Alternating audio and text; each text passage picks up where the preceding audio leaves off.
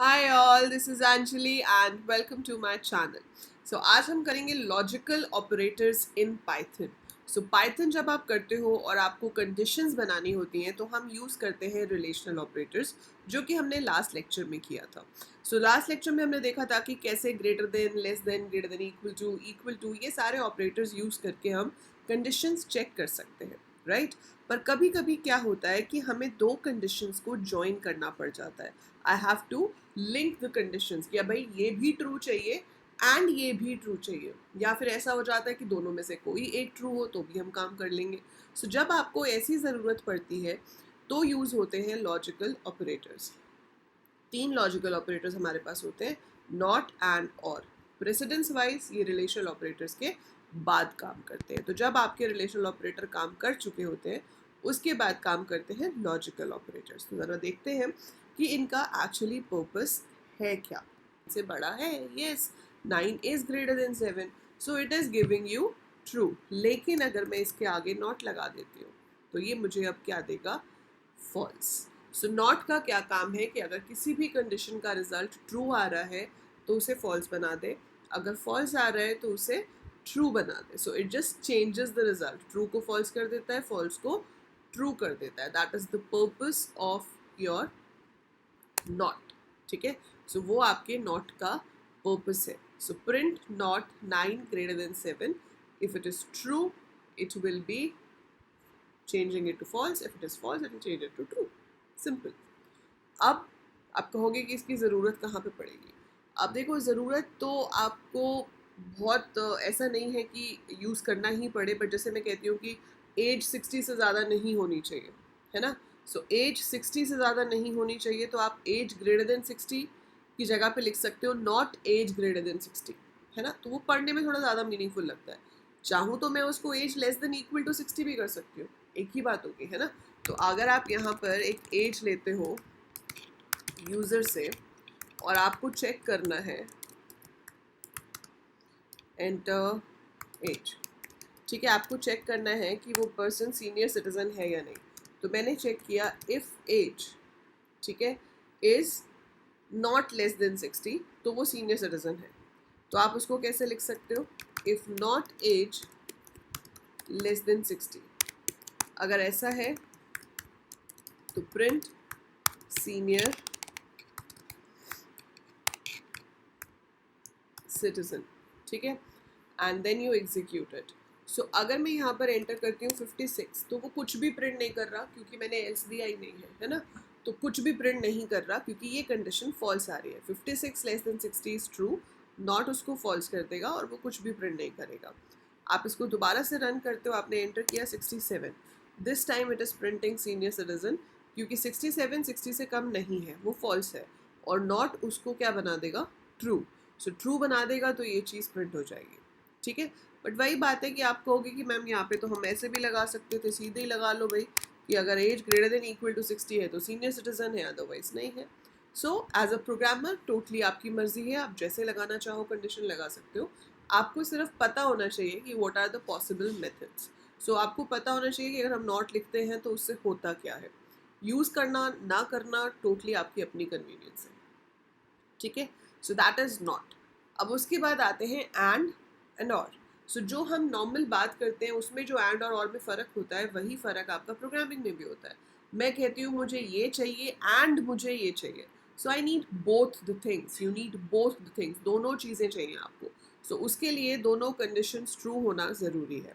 तो हम कहते हैं कि भाई जॉब हम आपको दे सकते हैं, you are eligible for to apply for the job अगर आपकी एज 25 से लेकर 50 के बीच में है. तो मैंने यहाँ पर क्या लगा दिया? And. So I want the age to be greater than or equal to 25 and it has to be less than or equal to 50. ठीक है, सो आपके पास दोनों कंडीशंस ट्रू होनी ज़रूरी है. तो यहाँ पर मैंने लिख दिया you can apply, else I will say you can't apply. So इसमें क्या हो जाएगा, अब जब मैं इसको रन करूँगी वो मुझसे एज पूछेगा. अगर मैंने 45 एंटर किया तो 25 से ज़्यादा है, ट्रू. 50 से छोटा है, true. So it will say you can apply. But if I enter 52, अब 52 पहली या 53 जो भी 25 से तो ज़्यादा है, 25 से तो ज़्यादा है, बट क्या ये 50 से कम है? नहीं, ये 50 से कम नहीं है। तो एक कंडीशन ट्रू है, लेकिन जो दूसरी कंडीशन है वो मेरी फॉल्स है, इसलिए वो आपको क्या कहेगा, यू कांट अप्लाई। तो एंड का मतलब क्या होता है कि both conditions must be true, दोनों कंडीशंस जो हैं हमारी ट्रू होनी चाहिए, अदरवाइज वो काम नहीं करेगा, मतलब वो फॉल्स देगा। आपको इसमें इनपुट जो मैं दे रही हूँ वो नहीं दिख रहा होगा ना ठीक से, तो let me change the color of the font. Editor, this is color scheme. I've selected twilight. If I select this, इसमें भी green है, एक second. But anyhow you have understood, ठीक है? So you have understood कि किस तरह से काम करता है। सब में इनपुट ग्रीन ही आ रहा है, कोई सा भी ले लो।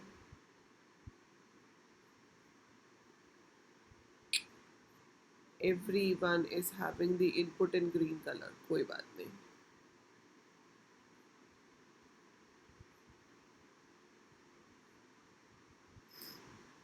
ठीक है, so it is doing the same way.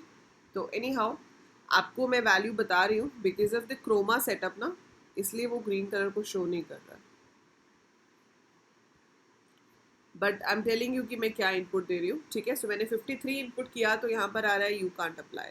अब मैंने फिर से यहाँ पर एज एंटर की, दिस इज 23 अगेन, 50 से छोटी तो है लेकिन 25 से ज़्यादा बड़ी नहीं है, तो यू कांट अप्लाई आएगा। अगर मैंने 25 दे दिया then also it will be true, क्योंकि 25 greater than equal to 25 true है और 50 से छोटा भी है, so you can apply. So and का मतलब होता है कि both conditions must be true. लेकिन अगर आप इसके अंदर देते हो और का मतलब है ये तो हमेशा ही ट्रू हो जाएगा। क्यों? इससे इस कंडीशन का कोई मतलब ही नहीं बचा। 25 पे भी ट्रू देगा, 12 पे भी ट्रू देगा, 92 पे भी ट्रू देगा, क्योंकि या तो वैल्यू 25 से बड़ी होगी या 50 से छोटी होगी, कोई ना कोई एक तो ट्रू हो ही जाएगी। तो यहाँ पर हमें और नहीं लगाना चाहिए, दैट्स अ रॉन्ग डिसीजन। सो यहाँ पर एंड होना चाहिए। और हम कहाँ लगाते हैं, जैसे मैंने आपके साइंस और मैथ्स के मार्क्स इनपुट किए, ठीक है, अभी आपका 10th का रिजल्ट आएगा और आपके स्कूल वालों ने रिस्ट्रिक्शन लगा दी कि भाई अगर तो बच्चे के साइंस या मैथ्स में 90 से ज़्यादा है तो ही हम पीसीएम देंगे, नहीं तो हम पीसीएम नहीं देंगे। काफ़ी स्कूल्स में ऐसी कंडीशंस होती है। तो अगर आपके 10th में या तो मैथ्स में 90 से ज़्यादा मार्क्स हो या आपके साइंस में 90 से ज़्यादा मार्क्स हो, then we will give you admission in PCM, otherwise not. तो आप उसको कैसे बनाओगे, आपने यहाँ पे मैथ्स के मार्क्स पूछ लिए, enter marks in maths. Similar way, you have asked for input, enter marks in science, ठीक है। और यहाँ पर मैंने चेक कर लिया कि मैथ में 90 से ज़्यादा या इक्वल होने चाहिए। अगर मैं एंड लगाती हूँ उसका मतलब है कि मुझे दोनों सब्जेक्ट्स में ही 90 से ज़्यादा चाहिए, ठीक है। सो you can apply for PCM, can't apply for PCM, ठीक है। so if I run this और मैंने मार्क्स मैथ्स में इनपुट किए 93, साइंस में इनपुट किए 89, तो वो कहेगा यू कांट अप्लाई, क्योंकि एक में तो 90 से ज़्यादा है लेकिन एक सब्जेक्ट में नहीं है, सो दैट इज़ एंड। लेकिन आप कहते हो कि भाई दोनों में से किसी में भी आ जाए तो चलेगा, सो उसके लिए हमें इसको चेंज करके और करना पड़ेगा। So I have to make it or. अब मैं अगर रन करती हूँ और मैं मार्क्स मैथ्स के इनपुट करती हूँ, मान लो 97, और साइंस के एंटर करती हूँ 87, तो वो कहेगा you can apply for PCM. वो सिर्फ यू कांट अप्लाई तब कहेगा जब दोनों ही सब्जेक्ट्स के मार्क्स आपके 90 से कम होंगे। So when both the subjects are having less than 90, then only you will be getting false. तो ये जो हम कर रहे हैं यहाँ पे एंड और इसको आप एक छोटे से टेबल की हेल्प से याद रख सकते हो। वो टेबल ये कहता है कि भाई अगर हमारे पास दो कंडीशंस हैं, I have condition 1, I have condition 2, possibility है कि ये फॉल्स हो ये भी फॉल्स हो, पॉसिबिलिटी है ये फॉल्स हो ये ट्रू हो, ये ट्रू हो ये फॉल्स हो, या फिर ये दोनों ही ट्रू हो। तो अगर तो आप लगाते हो बीच में एंड, तो दोनों के में से एक भी फॉल्स हो गई तो पूरा रिजल्ट फॉल्स हो जाता है। ट्रू सिर्फ तब आता है जब दोनों ही कंडीशंस ट्रू हो, और अगर हम लगाते हैं और, तो फॉल्स सिर्फ तब आता है जब दोनों ही फॉल्स हो, otherwise it will be giving true. So otherwise वो आपको ट्रू देगा। Clear? So that is how it works. So ये हैं आपके लॉजिकल ऑपरेटर्स। आपको एग्जाम में ऐसे क्वेश्चन भी आ सकते हैं जहाँ पर आपको दे दिया जाता है कि बताओ 7 greater than 5 and 9 minus 2 less than 6।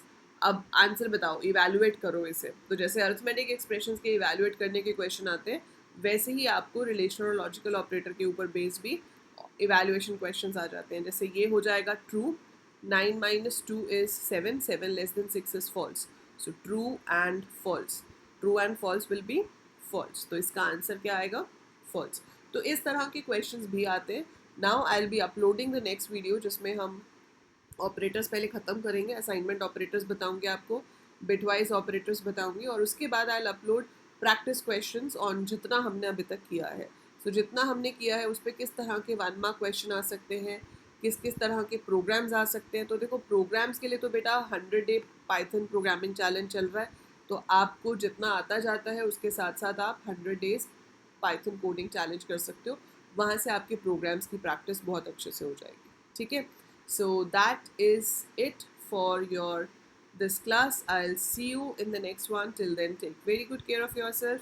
और अगर अनअकैडमी सब्सक्रिप्शन लेने का मूड है तो talk to your parents, links are in the description. Discount सिर्फ 22 जुलाई तक ही है, तो फटाफट से अपना माइंड मेकअप कर लीजिए and join me in regular plus classes on Unacademy. Otherwise भी अगर आप मेरी फ्री क्लासेस भी अनअकैडमी पे ज्वाइन करना चाहते हो तो मेरी प्रोफाइल का लिंक डिस्क्रिप्शन में दिया हुआ है, वहाँ से आप मेरी प्रोफाइल ओपन करके यहाँ फॉलो बटन होगा उस पर क्लिक कर सकते हो, ताकि जब मैं फ्री क्लास के लिए भी लाइव आती हूँ आप मुझे वहाँ पे भी ज्वाइन कर सकते हो and you can interact with me live over there.